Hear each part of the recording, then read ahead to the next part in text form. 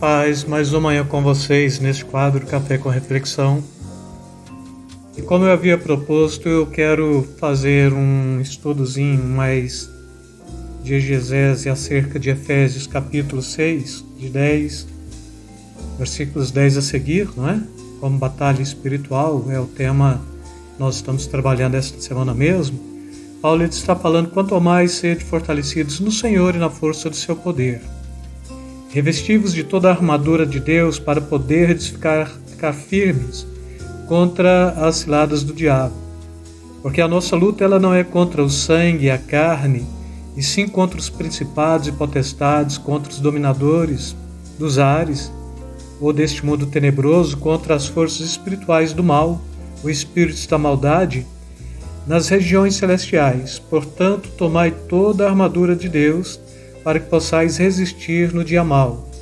E depois de terdes vencido tudo, permanecer inabaláveis.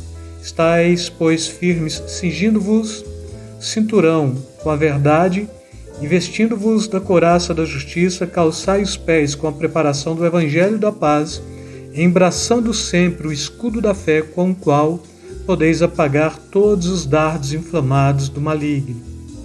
Tomai também o capacete da salvação e a espada do Espírito, que é a palavra de Deus, com toda oração e súplica, orando em todo o tempo no Espírito, e para isto vigiando com toda perseverança e súplica por todos.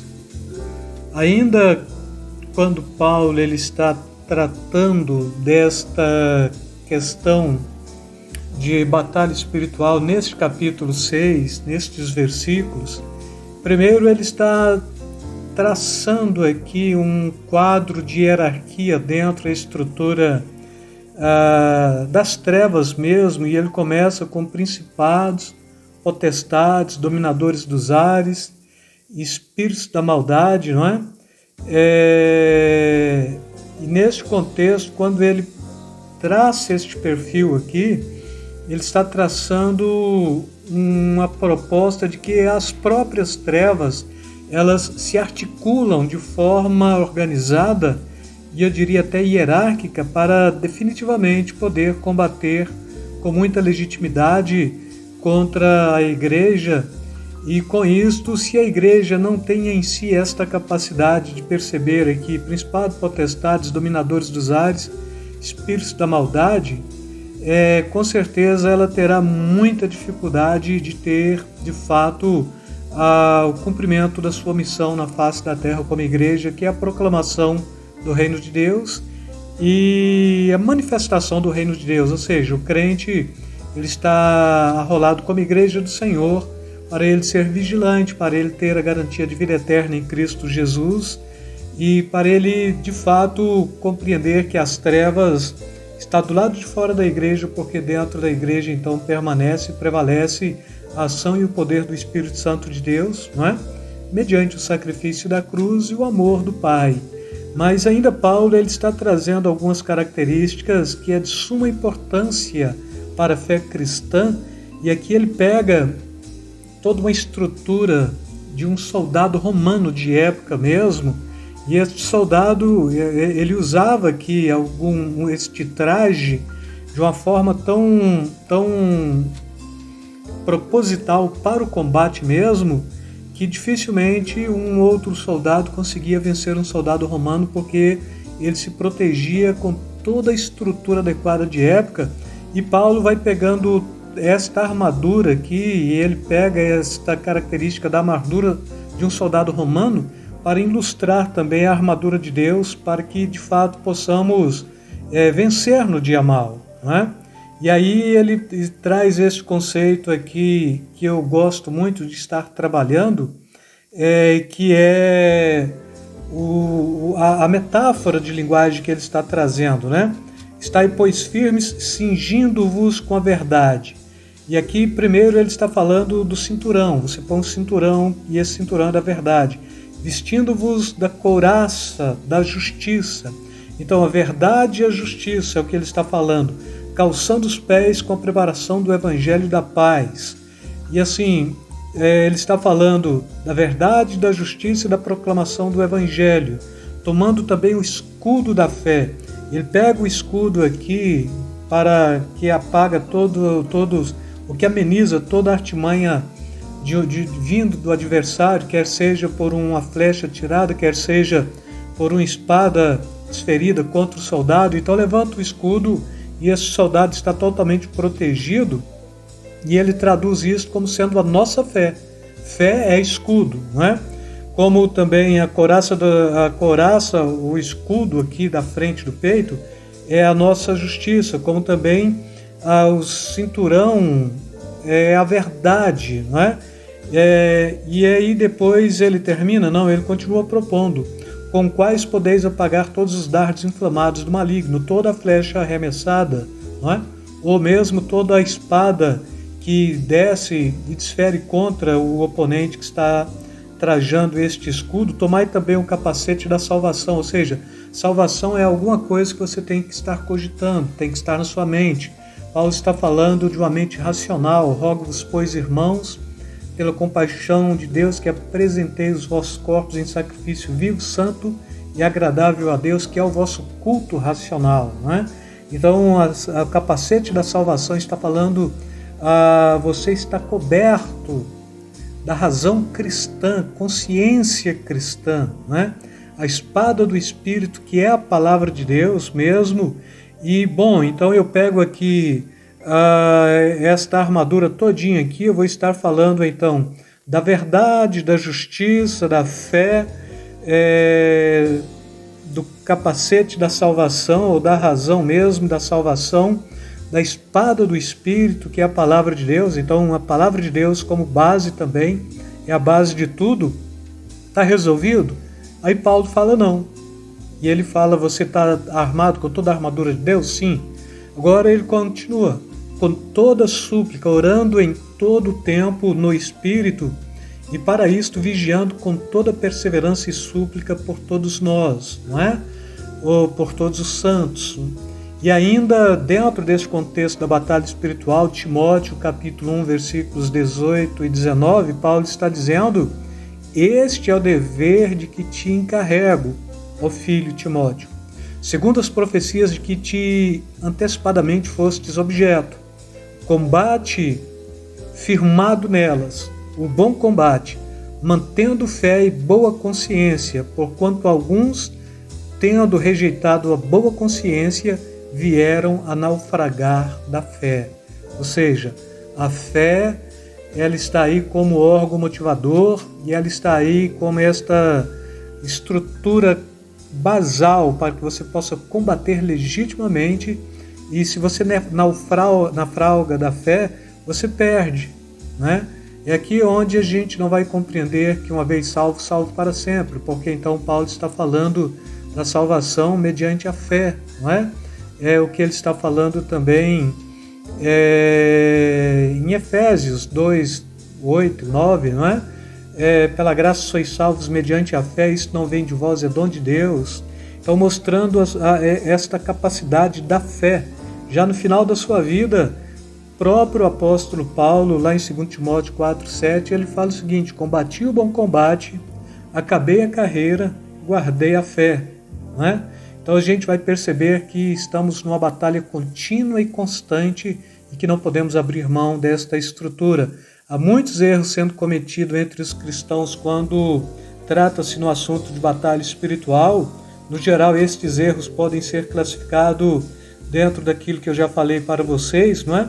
Uns subestimam demais e outros supervalorizam demais.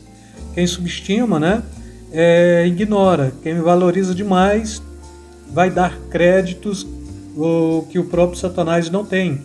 E há um grupo de cristãos que necessariamente, pelo excesso de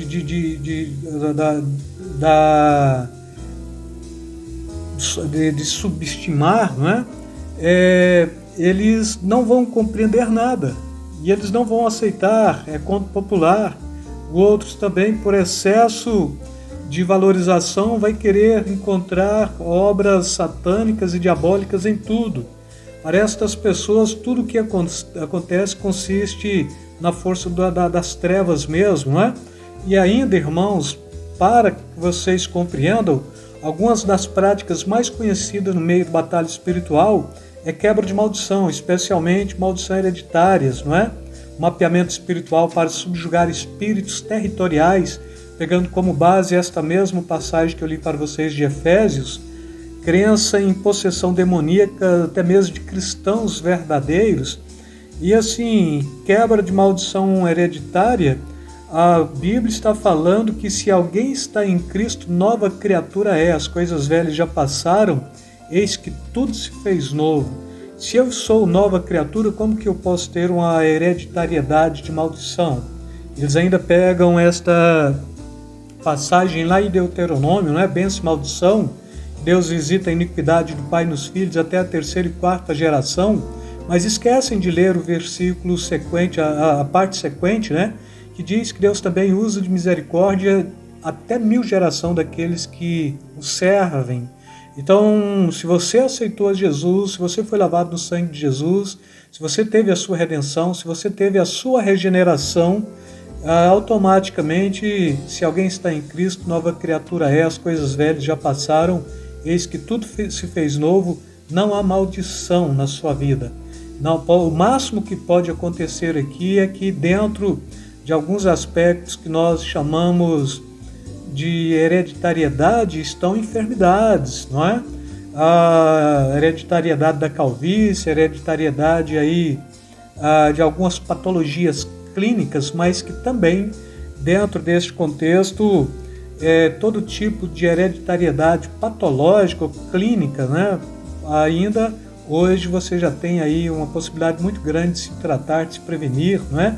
Hereditariedade do câncer de mama para as mulheres, a hereditariedade de aneurisma para os homens, de morte súbita para os homens ou para as mulheres também, e assim por diante, a hereditariedade do diabetes, e assim por diante, mas tudo isso a gente sabe que pode ser totalmente hoje tratado antecipadamente para ter uma vida normal e negativando até mesmo alguns tipos de circunstâncias patológicas, clínico-patológicas, de enfermidade mesmo, e mapeamento espiritual dentro daquela proposta de principado, potestade, dominadores dos ares, espíritos da maldade, como sendo, pegando aí partes regionais e tentando descobrir qual é o homem forte daquela área.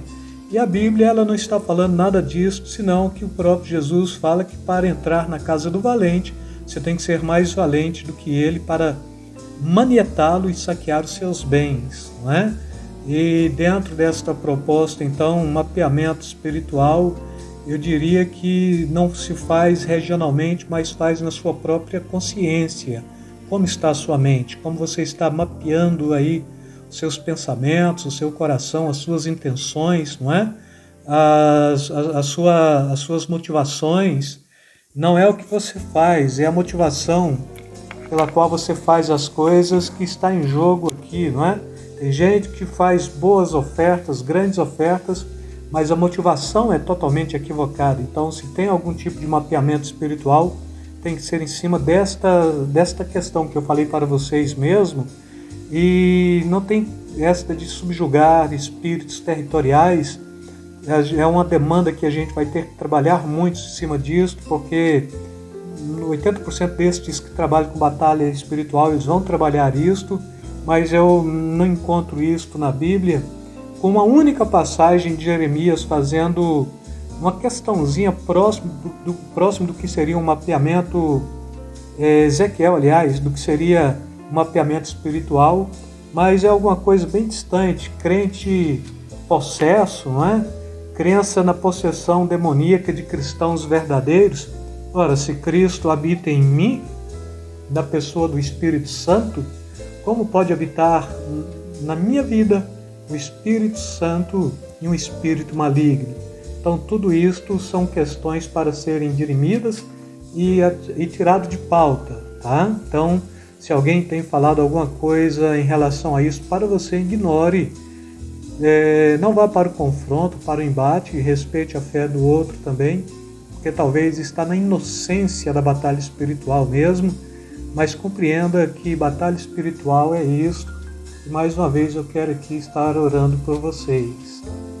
Senhor Deus, Pai soberano, amado e eterno, Tu que és aquele que nos tem protegido, Tu que és aquele que nos tem guardado, Tu que és aquele, ó Pai Santo, que conhece nosso deitar e o nosso levantar, conhece os nossos pensamentos. Deus, eu te oro neste instante, no nome de Jesus, possa o Senhor estar tomando cada uma destas vidas, cada um destes que estão ouvindo esta mensagem, onde quer, Pai Santo, que este vídeo chegue, que possa o Senhor estar levando proteção, amparo, guarda, supostamente aquilo que seria quebra de maldição. Deus Santo, não há maldição para aqueles que estão em Cristo Jesus. E esta proposta de mapeamento espiritual, Deus Santo, ainda também é qualquer coisa mais sincrética, que o Senhor possa estar nos livrando até mesmo destes excessos dentro da própria igreja, e que jamais, Deus Santo, haja esta legalidade das trevas na mente e no coração de cada um, para que não pegue qualquer cristão desavisado e que no momento esteja entristecendo o Espírito Santo, ou tenha extinguido o Espírito Santo, para que não seja em eles, Pai Santo, aí brechas ou mesmo casa limpa e ornamentada, para que espíritos imundos possam vir e habitar neles. Mas antes, livra-os de todo mal, proteja-os, acampa os teus anjos em torno de cada um deles, e não permita que nenhum destes que estão ouvindo possa não só entristecer o Espírito Santo, como também extinguir o Espírito Santo com o qual fomos selados para o dia da promessa. Senhor, eu te oro assim e te agradeço no nome de Jesus. Amém, Senhor. Amém. Deus os abençoe. Beijo na alma, beijo no coração. Até a próxima, queridos.